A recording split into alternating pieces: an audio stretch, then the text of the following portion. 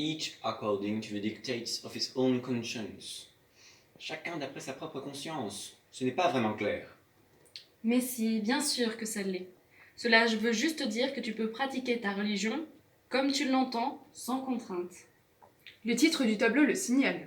Freedom of Worship, la liberté de culte. Mais si on n'a pas de religion? Eh bien, au-delà de la liberté de culte, il y a la notion de liberté de conscience. De cette façon, on défend une liberté plus large, celle de croire ou de ne pas croire. En termes encore plus généraux, la liberté de conscience, c'est le choix et la possibilité de porter les valeurs et les principes que tu veux, dans la limite de la légalité, et de sorte à ne pas porter de coup à l'intégrité d'un autre. Mais du coup, est-ce que cette liberté est compatible avec la laïcité en France? Ah, c'est intéressant que tu parles de laïcité. Que connais-tu de la laïcité? Je sais juste que la France n'a pas de religion spécifique avec la dissociation de l'Église et de l'État. Oui, depuis l'adoption de cette loi de séparation en 1905. Mais la France avait intégré la notion de laïcité avant. Tout citoyen français respecte donc la religion et les autres sortes d'appartenance de son voisin. En grec, laos, c'est le peuple. Laïkos, ce qui a trait au peuple dans son unité. C'est la définition même du mot. La laïcité est le ciment qui permet à tous les citoyens de vivre ensemble, et c'est très important pour nous.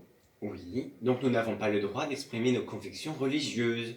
La France empêche d'avoir une religion. Non, bien au contraire.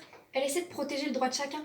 Même si ce n'est pas parfait, l'État essaie de faire cohabiter dans la paix toutes les religions, en passant à travers les a priori. Parlons-en, tiens, de la paix entre les religions. Regarde, les actes antisémites sont nombreux ces temps-ci. Un cimetière juif vandalisé, le visage de Simone Veil barré par des croix gammées sur une boîte postale.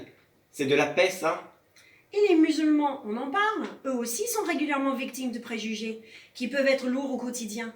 D'ailleurs, ils n'ont même pas forcément de lieu de culte pour pratiquer librement. L'actualité a renforcé les raccourcis faciles qui associent les musulmans à des terroristes, alors que la majorité des musulmans pratiquent leur religion dans les règles, dans le respect de nos principes de laïcité. C'est vrai que les attentats de Charlie Hebdo ont montré la fragilité de cet équilibre. Les attentats contre des gens qui se moquaient des religions sans pour autant vouloir stigmatiser. Ils pensaient pouvoir rire de tout.